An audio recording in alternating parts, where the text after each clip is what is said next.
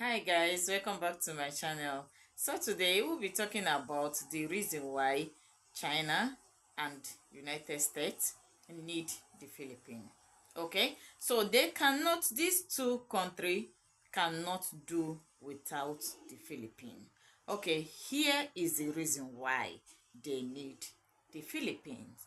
The Philippines is abandoning China's Belt and Road Initiative, canceling billions in promised projects despite desperate infrastructure needs. Why? The answer is rooted in a high stakes contest between the United States, China, and Japan, with the Philippines positioned at the center. Despite an international tribunal in The Hague invalidating China's sweeping maritime claims near the Philippines, Beijing continues to expand its presence. Can this nation hold its ground in a power struggle on the high seas? And at what cost? $5 trillion in global trade flows past the Philippines through the South China Sea every year. That's why three superpowers are fighting over 7,600 scattered islands. Look at a map.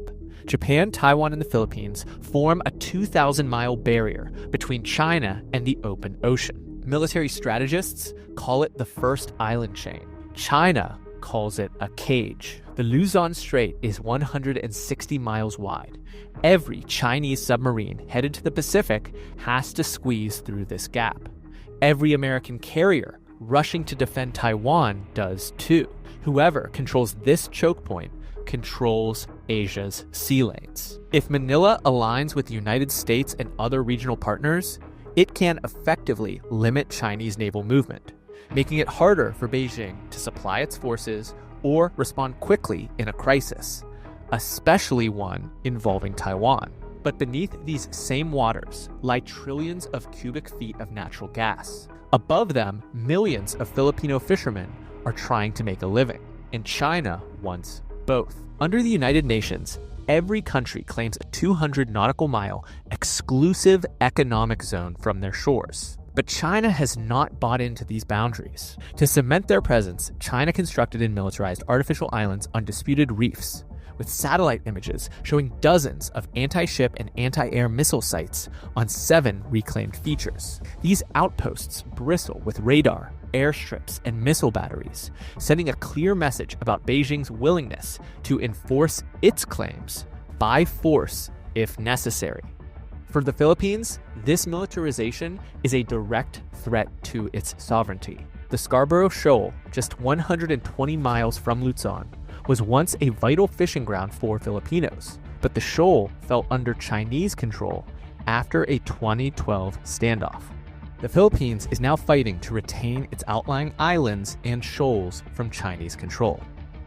Recently, they've been defending the Second Thomas Shoal, a submerged reef located in the Spratly Islands. The Philippine outpost on Second Thomas Shoal is the BRP Sierra Madre, a Philippine naval transport ship intentionally grounded on the reef and maintained by a contingent of Marines. The Marines are regularly resupplied while on the shoal, but those resupply boats are consistently harassed by Chinese naval vessels in the area. America watches from the sidelines. U.S. warships observe these confrontations, but won't fire first. Diplomatic protests, stern warnings, freedom of navigation patrols, everything except actually stopping China. But every Chinese water cannon, every blocked supply run, every harassed Filipino fisherman pushes Manila deeper into Washington's arms. China's strategy is backfiring spectacularly. Beijing wanted to peel the Philippines away from America through economic incentives and military pressure. Instead, it's creating the very encirclement that it fears. The Philippines has gone from a neutral trading partner to America's unsinkable aircraft carrier, all because China couldn't resist bullying fishermen. In 2023, America got permission to put missiles 1,500 miles from Beijing. The Philippines just handed the U.S. 9 military bases, more than any other country in the region. And this isn't your grandfather's Cold War bases. No permanent American soldiers, no colonial flags flying. But the missiles? Those are very real. The 2014 Enhanced Defense Cooperation Agreement deal was brilliant. America gets the bases, the Philippines keep their sovereignty. The agreement initially covered 5 sites, including Basa Air Base in Pampanga and Antonio Batista Air Base in Palawan, both chosen for their strategic locations near potential flashpoints. Unlike the Cold War-era installations, EDCA bases do not host permanent American garrisons.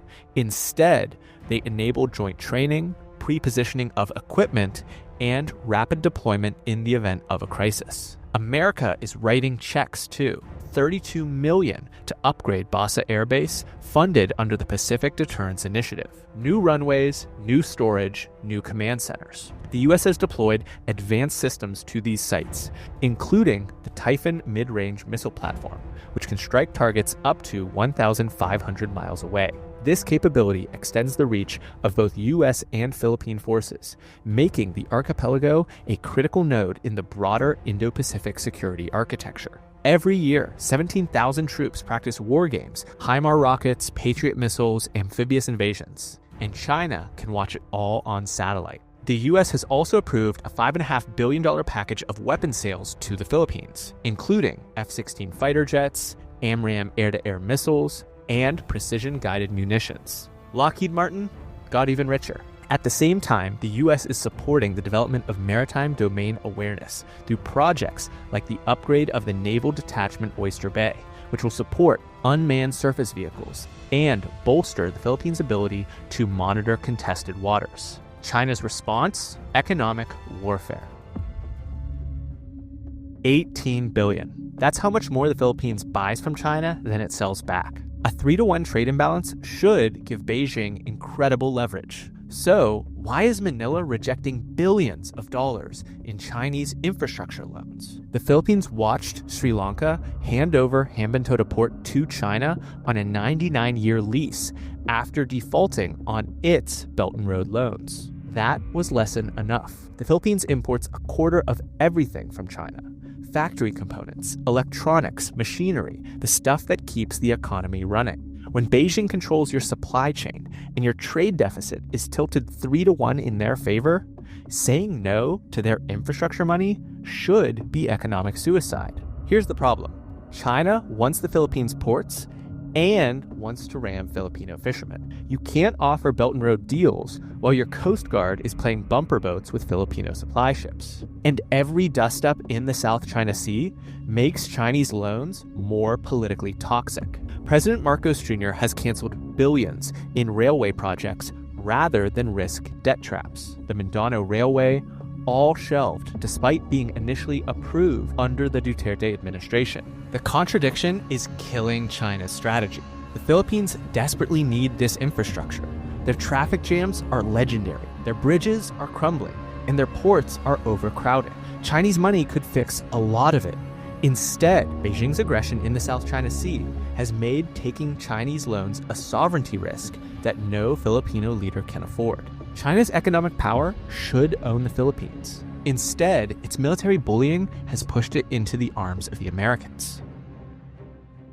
While China offers debt and America offers protection, Japan offers independence. Guess which one a former colony loves most? Tokyo's $52 billion infrastructure program. I know Philippines to be a country that's produced one of like the best nurses. Oh hey, without them, can China and United States survive? Is about proving that the Philippines can modernize without selling its sovereignty. Every completed Japanese project is a middle finger to Beijing's development model. In 2023, Japan became the Philippines' top source of development aid, $2.8 billion compared to China's $440 million. And the gap will continue to widen. That same year, Japan signed its first ever military aid agreement with the Philippines. The Official Security Assistance Framework lets Tokyo directly supply weapons and equipment to Manila's military. First delivery, Mitsubishi's P-14ME radars. These aren't fishing boat detectors, they're military-grade systems that can track every Chinese vessel within 200 miles of Philippine shores. Japan is essentially giving the Philippines the eyes to see China coming. But the genius is in the packaging. When America deploys Typhoon missiles that scream military confrontation, Japan delivers disaster monitoring radars that happen to track warships perfectly. Same strategic effect, zero diplomatic blowback.